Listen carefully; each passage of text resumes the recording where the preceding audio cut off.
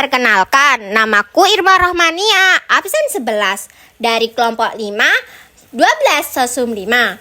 Saya dan teman-teman akan menjelaskan materi mengenai kesejahteraan penduduk sebagai hasil pembangunan. Sebelumnya nih, saya mau memperkenalkan anggota kelompok saya. Ada Alvina Dwinder Maulida, absen 3.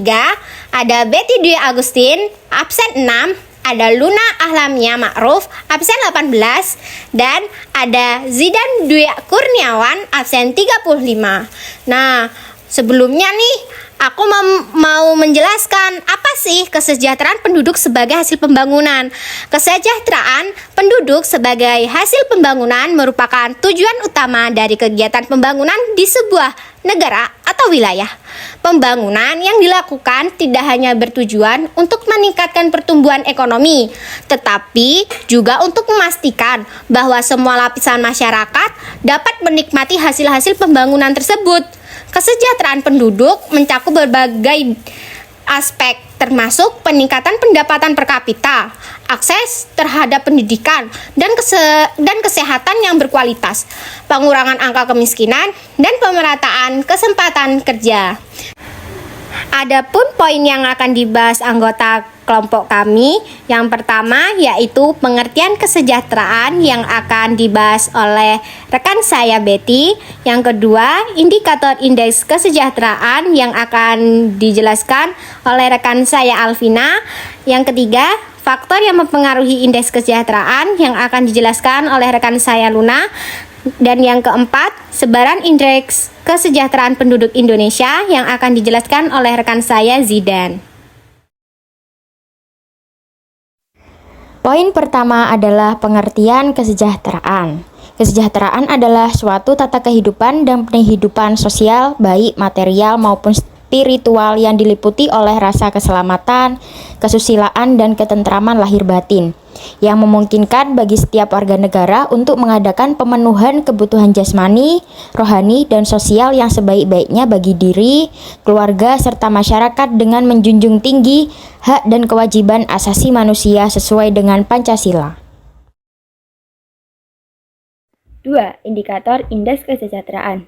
Indeks kesejahteraan merupakan suatu ukuran yang mencoba menggabungkan berbagai aspek kehidupan untuk memberikan gambaran umum tentang tingkat kesejahteraan individu atau masyarakat dalam suatu wilayah atau negara.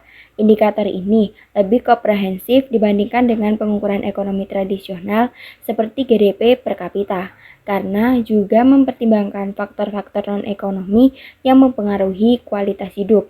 Berikut beberapa indikator utama yang sering digunakan dalam mengukur indeks kesejahteraan. A. Pendapatan dan konsumsi. B. Kesehatan.